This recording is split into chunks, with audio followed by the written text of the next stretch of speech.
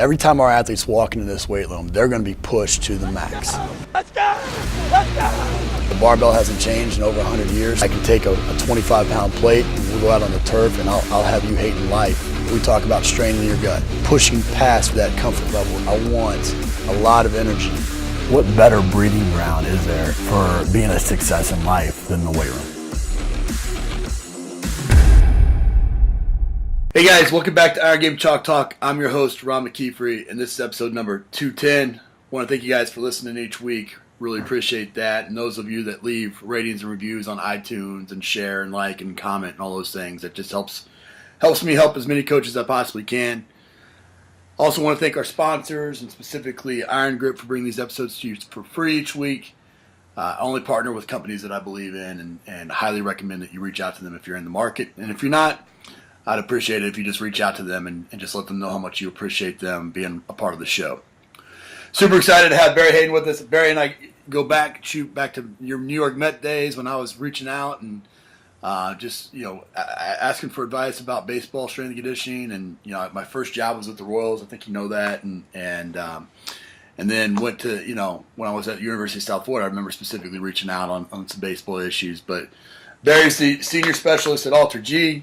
He also has his own performance company there in New York City, and Barry, you got a great background, man. You've started a couple of businesses. You spent quite a bit of your career in professional baseball between the Rangers, the Pirates, and the Mets. A little bit of time in pro tennis, I think, even, and now with AlterG. Which one of those experiences kind of best defines you as a coach? Yeah, great question there, Ron. I would have to say it goes back to my internship with the Pittsburgh Pirates. So I was in school at University of Pittsburgh, and I was going to go physical therapy major was the track I was on. And Dusty Baker, manager of the Nationals, who just swept the Mets, was in town this past weekend, so it was a great weekend. I'm actually a Nationals fan now. Wherever Dusty goes, that's my team. So I met Dusty when he was a player back in Dodgertown, Vero Beach, and relationships are so important, as we know, in this world. So Mackie Shilstone was the strength and conditioning consultant for the Giants, and I'm sure a lot of people have heard of Mackie. Have you heard of Mackie? Yeah, sure. Yeah. Yeah, so he's been around a long time, and he read me like a textbook, and he said, Barry, you're not a physical therapist, you're a strength coach. And, use your relationship with Dusty, and you should get involved in baseball, because this was before a lot of teams even had strength and conditioning.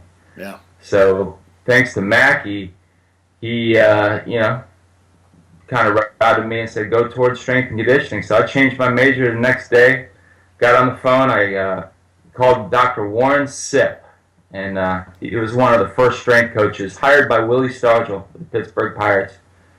Called him up on the phone. He was in his weight room. They had a home game, getaway day, and I just started a conversation like we're talking. And I had to throw Dusty Baker's name in there. And a lot of people will throw names in a conversation, and really Dusty Baker's like a second father of mine. Yeah, so sure. I used it in that conversation. He goes, oh, by the way, we're going out to play the Giants this weekend. I'll talk to Dusty. I'm like, go right ahead, man. So when the plane landed and when the wheels hit the ground, I don't think there were cell phones back then. But when he got into his office, Warren Sipp asked me how quickly I can come down to his office for an interview, for an internship while I was at University of Pittsburgh.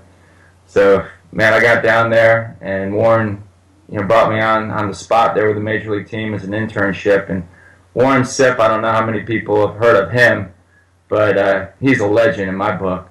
Yeah. And he was a philosophy major, played football at Michigan State, and he just taught me everything that wasn't in a textbook in the strength and conditioning world and life, and a lot of good advice for me, and it's a great opportunity to get me kick-started in the strength and conditioning world. While you were there with Warren, what was it about him, or what was it that you learned that really kind of, that you would say best kind of put you down the right path, of your coaching philosophy and and all Yeah, I got that right now. I got that in my heart, man. It's ingrained in my my genes. Sure. Is the first minute I walked in there. And again, he was a philosophy major, so when he spoke, he knew how to get into you, and into your mind and your head. And he said, take a look around you. He goes, just remember this. This is the advice I'm going to give you as you go into the strength and conditioning world. It's not how big the guys look, how great they look in uniform, how much muscle they have on them. It's can you keep them healthy and injury-free? He got into the specifics of your 5 starting pitchers. Can you keep those guys healthy? If you can keep those guys healthy, I can guarantee you the team that you're with will be in the mix for the playoff run to get into the playoffs. From that point on, you can't guarantee if you're going to win the World Series because so many things can happen. But he said you would be in the mix if you can keep your 5 starting pitchers healthy. Then he said the other thing is keep your guys on the field. Your field, your regular players, and also keep your extra players ready. Keep them in shape, ready to go, ready to get in the game. So it wasn't about just hitting the weights and getting them big and going for that macho thing. It was, right. And he said everyone's different too. You can't go by textbook. Every guy's different. He's got a different personality. I went right into the big league level, right from college. So there's no minor leagues. I was right there with him with, big names back then with the Pirates, with Jay Bell and Sure. Bonds had just left, Bonilla just left, but they had some big names, Andy Van Slyke, Yeah. those guys. So, I was right in the big leagues right from the get-go. I didn't have to ride the bus. You know what I mean? I did that as well. Yeah. I got to ask now. I mean, and I think there's a lot to be said for that. The Pareto principle is focusing on the 20% that has that does 80% of the production as opposed to the 80% that only has 20% of the production. And those 5 starting pitchers, obviously, in baseball, that's a big deal. You mentioned keeping them healthy. What was the trick? What did you do to keep those guys healthy? Well, here's the next great meeting I had. So I was with the Pirates for about a year and a half, my senior year. Man, I did everything too. I got into throwing BP, catching. I was a catcher in junior college baseball, so I was catching major league pitchers and stuff. So he said the other thing is if you want to stay in the game, make yourself very valuable. Yeah. Be able to do a lot of different things. So that was another advice by him. But then I graduated. I moved out to Phoenix under the advice of Dusty Baker to go to a baseball mecca. It was during the strike a year in baseball, which was 94, 95, and went out there and I landed an interview with the Texas Rangers to go to spring training as at that time, intern. So my first day on the job in Port Charlotte, Florida, Texas Rangers, we didn't have again, back in those days, many teams didn't even have weight rooms.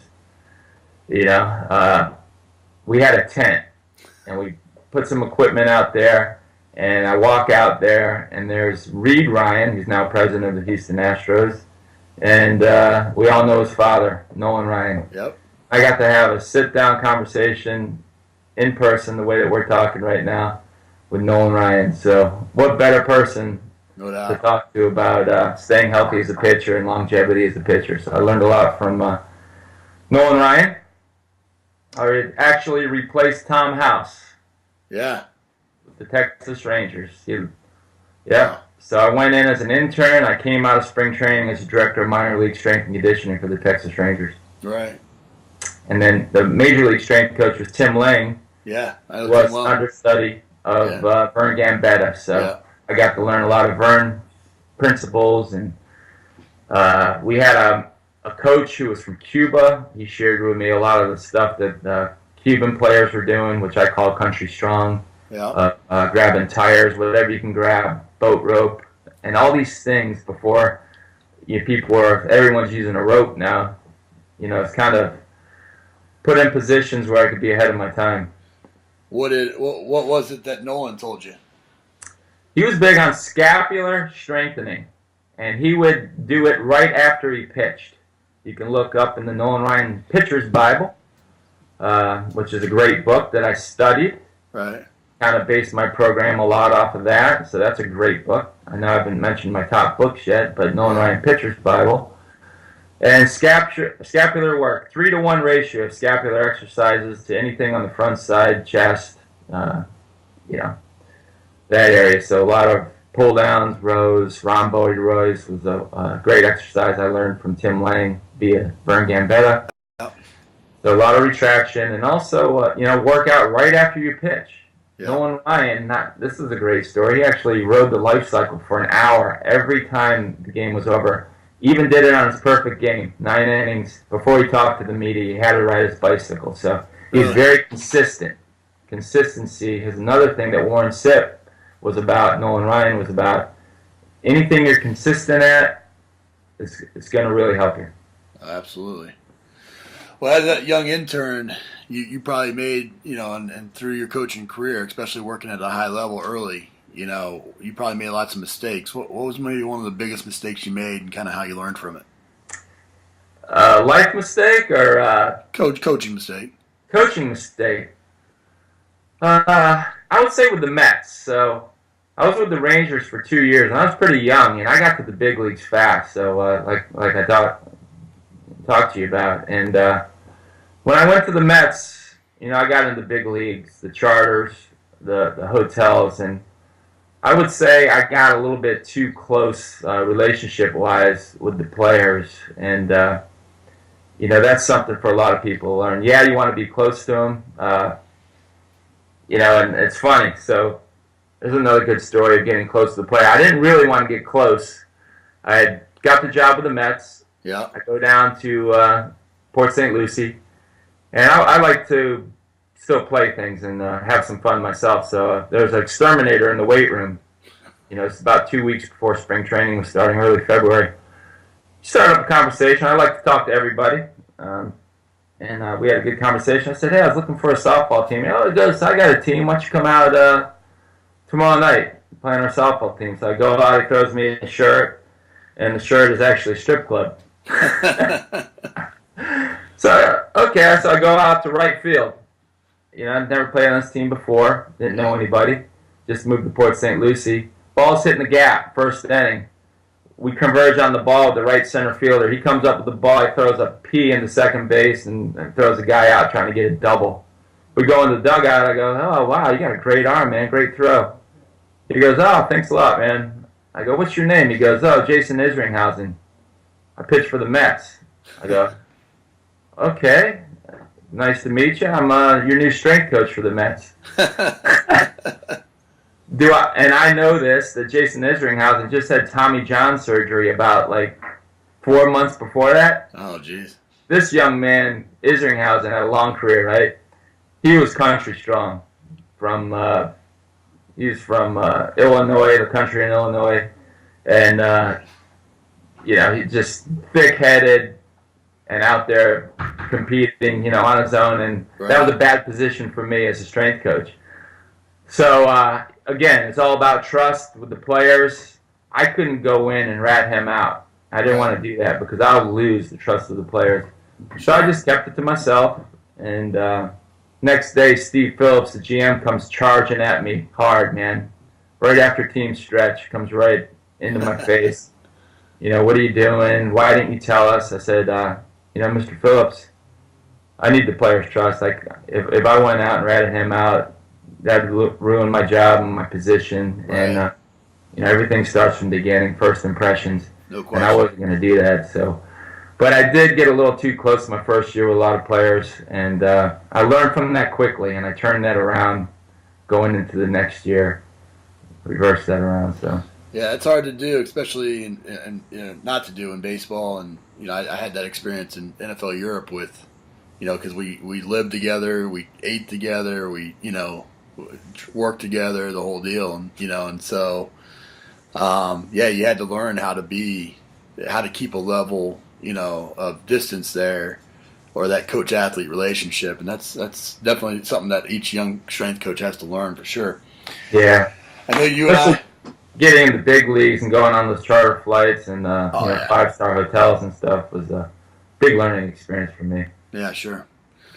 You and I were talking at the combine quite a bit, that you've really kind of focused in on, blood flow modification, and I've had Chris Cabiglia on before, and we've talked about this as well. But obviously that was in Australia. He's doing a lot of that, and not a whole lot of guys really kind of doing that in the States here.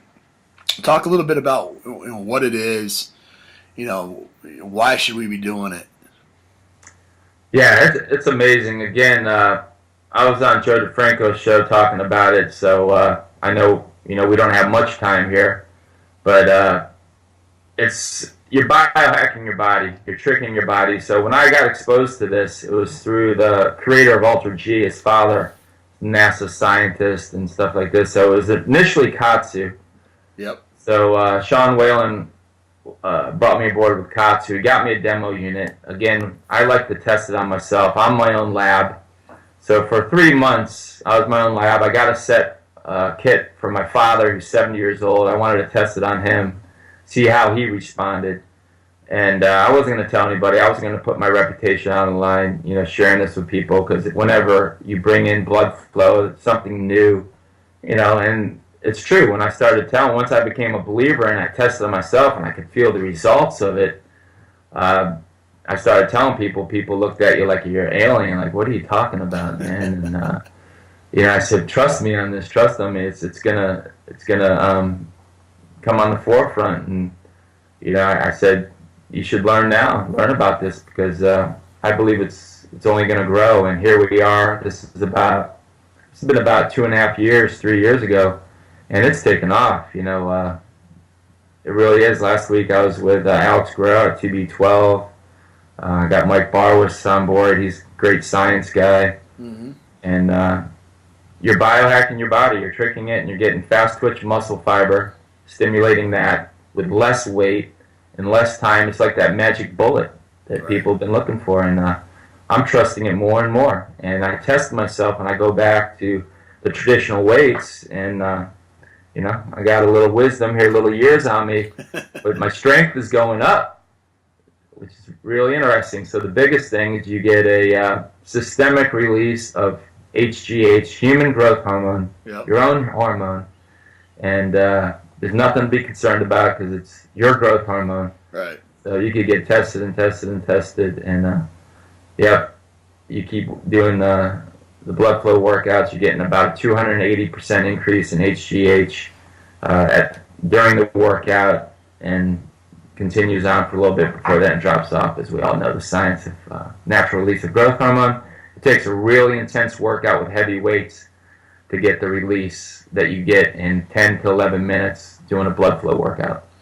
So for coaches that have no idea of Kaatsu or anything, run us through what that would be. You're putting the cuff on. Here we go, right here. Yeah. This is a workout right now, baby. I like it. Yeah, and I'm not with Be Strong. I'm helping them with education. I've made the conversion because it just makes sense. I was up at Perform Better with our friend Chris up there in their beautiful performance facility. Took them through it. It's great because it's affordable. Be Strong, and it's safety of it, because that's a big concern, the fear. People, you hear blood flow. Dwight Howard talked about this on ESPN. Is you got to get past the fear with it. And with Be Strong, as you can see, these pillows are in here. And so blood flow works. It's not occlusion. A lot of people are using that term, occlusion, restriction. I don't even like to use that. I'm letting Sean Whalen know. I'm saying you need to change the name to regulation. So you're regulating the return of venous blood flow back. So you're getting muscle contractions, in the hands. Right. Blood's coming down. You're slowing down the return of it. So that throws off the homeostasis in the limb, increases lactic acid. It's the increase in lactic acid that stimulates the HGH release. It's also a decrease in oxygen to the muscle. So we know less oxygen in the muscle, you're going to get into the fast twitch anaerobic muscle firing patterns, recruitment of fast twitch muscle fibers. That's the biohacking that's going on with the body. And then also you need to have vasodilation to accommodate the engorgement of blood. It really swells up in the limb or in the legs if you're doing the legs. So you're going to get nitric oxide release, which is going to open up the blood vessels to create more space for the volume of blood that's engorged in that area. And then you also get, the research shows that most of the research is all in Japan. We're starting to get a trickle of research going, and as we know here in the United States, research can take time. I don't want to wait for research. Sure. So again, I try to be my own lab, and I do study the research in Japan, which is probably got more validity than United States here research. And there's a ton of it over there in Japan with the Kaatsu. Right. Yeah. So now, obviously in the lab over there and whatnot, but how would you implement that into, if you were back with the Mets right now, how would you be implemented into your program? Yeah, well, we got the Mets on board. They're using, a lot of people might have saw Cespedes on board using it, and I was with Dr. David AlterG, who's the head of the medical department for the Mets on Friday, so it was a great week, and he's a big name. He's right up there with Dr. Andrews. Yeah. And I don't want to name any names, but they've had some success with a pitcher who had surgery and wasn't getting any better after a year and a half. Within a month, he was better. Yeah. 1 month time, he got better. So, and are again, you using it just with your injured athletes, or are you using it with anybody both. and everybody? I would use it with everybody. And again, I want to turn people on, not turn them off. That was another thing that I learned from Dr. Warren Sipp and Bobby Bonilla taught me that, actually. Turn them on, B. You got to turn them on, don't turn them off. So I know a lot of guys can't handle the burn because you get the burn with this. Right. We talk about the muscle, feel the burn. Yeah. You feel the burn. There's some athletes out there that don't lift weights or won't go overboard with it, won't take it to the point of burn because they don't like that feeling. Right. So, again, I would go lighter. There's a whole process of this, and we're putting together education. I will go lighter on the base rep, higher on the optimal pressure, and just slowly turn them on. A lot of people freak out if they start to see their veins come out, and I wouldn't probably have that happen early on. And again, adaptation occurs, so Sure. people can tolerate it more. Just like lifting weights, there's an adaptation period with the human body. So go really light and then gradually ease into it and try to be consistent with it. Sure. And so kind of set rep protocols, how would you go about? There is. There's a rest period of 30 seconds, and it's, again, tops, and this is all on Be Strong, Go Be Strong. We have a great app we put together. That's the app that I recommend. For people to, even if you don't buy a unit, you can just put your email in, go in, and you can go through a lot of great videos that were put together with Jim Stray-Gunderson, who's out in Park City. He's an MD, and he's a sports science guy, and he does physical therapy. He's just a brilliant guy, and he puts everything in layman's terms too, which is great. He doesn't talk over your head from a science. He can if he wants to, but a lot of times you just want to get the nuts and bolts. Sure. And he supplies that, and I spent a lot of time with him. But 30 seconds rest. I usually go 3 exercises, 3 sets of each exercise, and usually I'm 9 minutes. I'm done with upper body. To do a little warm up. And Kaatsu has what's called the cycle. I just do some hand movements, no weights in my hand, just to get the blood, start to get the engorgement of the blood in the limb, and then get into the exercises. Some people, I'll start off with 2 exercises and just get it off them right away. Some people, then I'll build into 4 exercises, and you can go about 20 minutes tops. Okay.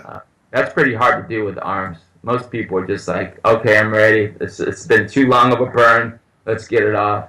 So I like it. At first I was doing it as icing on the cake after a workout. Now I like it because you get your adrenaline, because your homeostasis is off. You get a great adrenaline rush, and then you get the growth hormone. And I tell people it's like 10 cups of coffee without the coffee. So you get this surge of energy, and it's great for going in, taking it off, and going into your traditional workout. And I've been going less traditional workout too, which is helpful for me in my busy life. Yeah, sure.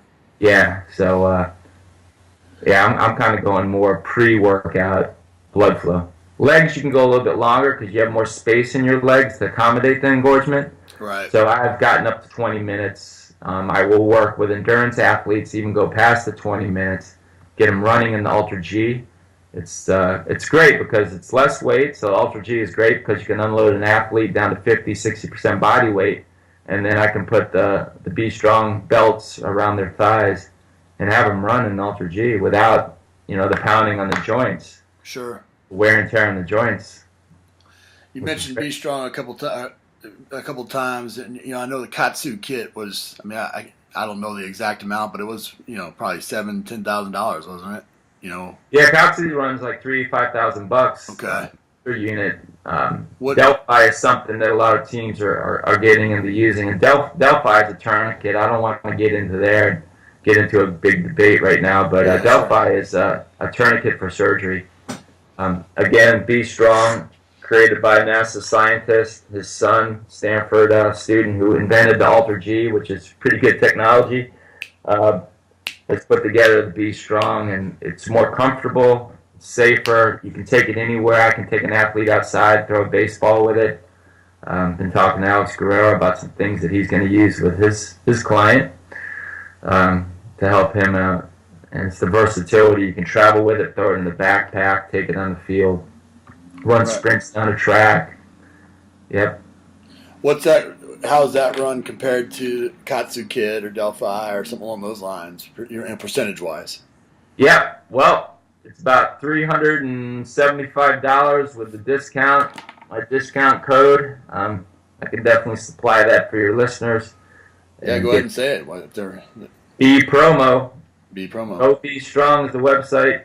Be promo is the discount code.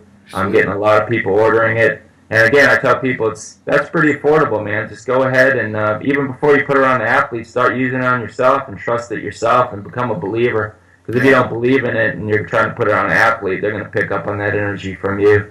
Yeah, So sure. you got to become a believer and be your own lab. Don't wait for the research. Yeah, I agree with that 100%. I did that with Justice with the Jets, and I know he's putting on a lot of guys now, so got him on board. Well, man, that's awesome. Well, we end the show with some resources here. I know you gave him quite a bit of coaching advice that you received, but what's maybe the best piece of coaching advice you ever received? Again, keep your players on the field ready, to perform. Not how good they look, just keep them healthy, and whatever you got to do to keep them healthy, all the way around with nutrition. I just started doing it by the life that I live, what I eat, how I sleep. Leading by a good example, me working out, getting in, running sprints with them and stuff, but keep them on the field. Right. Stretching, flexibility, all the important things when it comes to do what we do. Just don't get set into one way too. Always look to grow and learn, and that's what I love about your show, Ron. Is it's great. A lot of people sharing wisdom and advice. I've learned a lot from your show, so continue to grow. Keep an open mind and learn. Appreciate that. No, that's awesome. Yeah, you mentioned Nolan Ryan's book, the app, the Be Strong app, and obviously the website. You got any other books, apps, or websites that you recommend?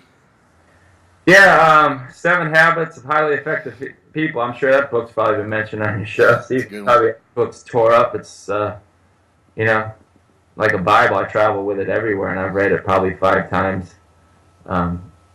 Another book is Who Moved My Cheese, which is a short book. Spencer Gray. Yeah, Johnson. and change. Yeah. We all undergo change. I'm all set for the quote, too, that you asked for. So, yeah. Here's my wife's quote. She came up with this one. It's up on our wall right where our steps are that our kids see every single day, and we repeat it with them, is champions make changes, losers make excuses. I like it. Yeah. I like that a lot. Champions make changes. What was it? Losers make excuses. Losers make excuses. Awesome. How true is that? Your wife I love it. Yeah. I love it. Yep. Well, man, this has been fun, brother. I really enjoyed it. And again, I mean, we came in the business I came in a little bit later, but about the same amount of time. And just, I think the big thing is just seeing guys like yourself, and guys like me that, we're, 20 plus years into the business, 25 years into the business. And we're, you're still on this quest for knowledge to where you're reaching out to Japan to learn new techniques. And I think that for the young coaches that are listening, I mean, that's that quest for knowledge, that lifelong learner. That's the key to longevity in this business, and never being too fixed on a certain philosophy or training protocol or piece of equipment, but constantly, looking and searching and trying new things and doing them on yourself first, and and all those things. I think that's admirable, and I appreciate you sharing that and coming on the show, man. Yeah, I'm wearing the hat TB12, and that's probably, I think the argument and debate has been solved after last year's Super Bowl, but for that guy at his stature, he's one of the most humble person I've ever met. And I had the opportunity to train him in the AlterG first day I met him. And, we all know it. Reading it, there's a lot of stories about the life he's living, of what he eats, how he sleeps, his training philosophies can be a lot different than a lot of other philosophies out there. And a lot of people could say, oh, that doesn't make sense, that's wrong and stuff, but must be working. Guy's close to 40. and at the top of the game right now, for sure. Yeah, still going strong. So, yep. I appreciate it, man. Thanks for coming on. All right, man. Thank you, Ron. Look forward to seeing you in Knoxville. Thanks, buddy. That's it for this episode of Iron Game Chalk Talk. Thanks to this week's guest as well as our sponsors for bringing this episode to you for free. Make sure to check out ronmckeefery.com, where you can join our mailing list, find the show notes, including all the links and resources mentioned, and information about Coach McKeefery's other products. While you are there, please join Coach McKeefery in the comments section thanking our guest for sharing. If you haven't subscribed to Iron Game Chalk Talk on YouTube or iTunes yet, make sure to do so. Comments, ratings, and reviews are always welcome. Coach McKeefery can be found on Twitter at @RMcKeefery, on Facebook and YouTube at /Ron.McKeefery. That's it for this week. Be sure to check back next week for another great episode of Iron Game Chalk Talk.